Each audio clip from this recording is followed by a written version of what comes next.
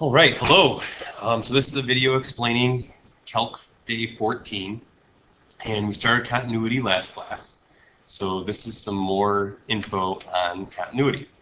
So the first part here says determine if each is continuous or discontinuous. If it's discontinuous, state what type of discontinuity and why.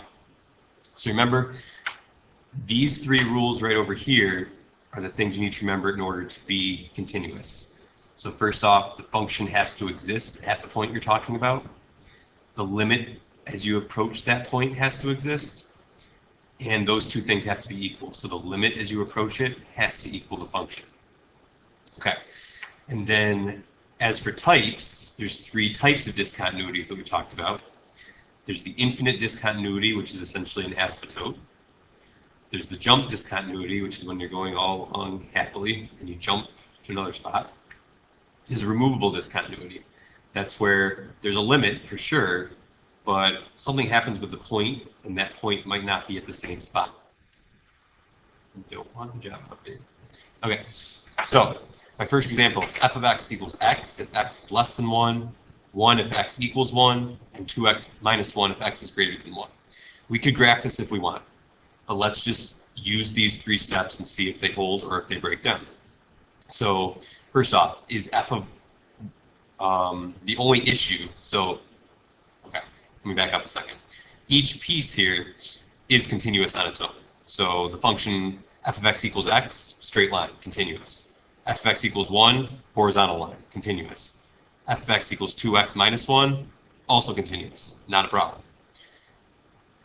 The only issue is where the break is, and you can see everything's happening around 1. So it's continuous everywhere for sure, we just need to check at 1. So first we look at f of 1. Does f of 1 exist? Well, sure. When x is 1, we're supposed to get the value 1. So f of 1 exists, check, we're a third of the way there. Now, if I want the limit as x approaches 1, I've got to look at the limit from the left and from the right. If I'm going from the left, which of these equations am I using? Well, left of 1 is this stuff, x is less than 1. So I'm using x. So if I plug 1 into the x equation, you get 1. That's why the limit from the left is 1. The limit from the right, I'm coming into 1 from the right, so I'm using values that are bigger than 1. That's right here. I'm using this 2x minus 1. So really I'm plugging 1 into 2x minus 1. So 2 times 1 is 2, minus 1 is 1. Since the left-hand and right-hand limits are the same, the limit does exist, and it's 1. And then lastly, since these two things are equal, so f of 1 existed and the limit as you approach 1 existed, and they're both equal to 1, everything holds true and it's continuous. And if you graph it, you can see what actually happened. For x values less than 1, we use x. So if I use a different color here, when I made this graph, here's when x is 1. 1, 1 is going to be an open circle because it's strictly less than. And then this is the line y equals x.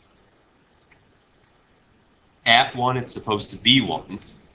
So at 1, it is 1. So that's why this dot's filled in here. And then 2x minus 1 for x bigger than 1. Now I'm using this equation. So if I plug in 1, 2 times 1 is 1, minus 1 is 1, but that's still an open circle because of that. If I plug in 2, I get 2 times 2 is 4, minus 1 is 3, so that's where this point comes from. So it's a slightly less slopey line, but you can see everything connects. So there were three different pieces, but they all connected, so it was continuous. Okay, here's number 2. F of x equals x minus 3 over x squared minus 9. It's a rational function. If there's an issue with a rational function, it's going to happen in the denominator. So I factor the denominator, x plus 3, x minus 3. Remember what happens when factors cancel. So if x minus 3 canceled, well, that's kind of a mistake. So x minus 3 cancels. So there's a hole at positive 3. Strike, but it doesn't count, so it doesn't matter. So I get 1 over x plus 3. So there's a hole, but the hole occurs at this factor. So since this factor here, this x minus 3 canceled out, that's why the hole occurs at positive 3. So there's two issues right here. It's discontinuous, first off, at x equals negative 3. This is correct over here. Because the denominator is still going to equal 0. So f of negative 3 doesn't exist. If I plug negative 3 into this original equation over here, f of negative 3, I get negative 3 minus 3 is negative 6 over 0. That's a big DNE, so there's a reason. Discontinuous does not exist. Now technically this is a infinite discontinuity. Because if this continuity still exists, after the hole cancels out, that means there's still an asymptote at negative 3. So that's happening here. X equals 3 is also going to be a discontinuity. That's where the hole occurred. And the same reason holds. If I plug in f of 3 into this original equation here, I get 0 over 0. That's still a DNE. So I can say f of 3 does not exist. But that's going to be the removable discontinuity, since that's the factor that canceled out. That would be a hole. Okay? So there's two discontinuities for that one. Sorry for the mistakes in there, but hopefully that makes sense. Next example was y equals log base 10 of x. We know what logs look like. They always pass through this point 1, 0, asymptote here. It's continuous, but not from negative infinity to infinity. It can only be continuous where it actually exists. So that's why it's continuous on its domain, 0 to infinity. Okay. Number 4, f of x equals the absolute value of x plus 5 over x plus 5. Now think about this for a second. This is kind of like a piecewise function. So really it's the same value on top as the bottom. So if x is bigger than 5, negative 5, so if this is like negative 4 or negative 3 or negative 2, then this is going to be a positive, and the absolute value of a positive doesn't change. And this is going to be the same positive. So like, think about it. Let's do an example. If I plug in x equals, let's use negative 2. Absolute value of negative 2 plus 5 over negative 2 plus 5 is the absolute value of 3 over 3. Absolute value doesn't matter at all. It's still a 3 over 3. It's going to be 1. That same idea is going to happen. The number on top is going to be the same as the number on the bottom, whether the absolute value is there or not, because the absolute value of a positive doesn't matter. So it's always going to be 1 if I'm bigger than negative 5. What's going to happen if I'm less than negative 5? So let's try negative 6. Absolute value of negative 6 plus 5 over negative 6 plus 5 is going to be the absolute value of negative 1 over negative 1. Still the same number, but now the absolute value is going to change this top to a positive. So same number, but one's positive, one's negative. I'm going to end up with negative 1. So that's why I drew this graph over here. It's always 1 if I'm bigger than 5, and always negative 1 if I'm less than 5. What about at negative 5? Well, at negative 5, we're dividing by 0, so it's definitely going to be undefined. And so it's discontinuous at negative 5. It's a jump discontinuity, you can see from the graph. And a reason is the limit as x approaches negative 5 doesn't exist. The limit from the left is negative 1. The limit from the right is positive 1. Or you could also say f of negative 5 doesn't exist. Because if I plug in negative 5, we're going to get 0 over 0. That also doesn't exist. So either of those reasons would be okay. Okay, last one for this page. Again, it's a piecewise function with two pieces. Each piece on its own would be continuous everywhere. So the only possible issue is at 2. So does f of 2 exist? Well, sure, it's 1. Does the limit as x approach 2 exist? Well, in order to answer that question, we're going to have to look at the limit from the left and the limit from the right. But I'd be using x plus 3 in both cases. So remember, a limit, if I'm approaching 2, I want to know what happens as I get infinitely close to 2, but not at 2. So as you come from the left of 2 or any of these numbers to the right of 2, you're not equal to 2, so we're using this equation. So that's why it's the limit as x approaches 2 of x plus 3, which when I plug in 2 I get 5. So the function exists, the limit exists, but they're definitely not equal, so it's discontinuous. And you can see on the graph, this is what's happening. I've got x plus 3 as my graph everywhere except at x equals 2, and it's a hole that just doesn't get plugged up right. They put the dot at 1 instead of where it needed to be, which was 5. So it's discontinuous at x equals 2. The reason is because the limit does not equal the function, and this would be a removable discontinuity. Okay, so this is the only time you would say the limit doesn't equal the function for your reason. The limit has to actually exist to say that reason. So the limit exists and the function exists, but they're not the same. Okay, let's look at the next page.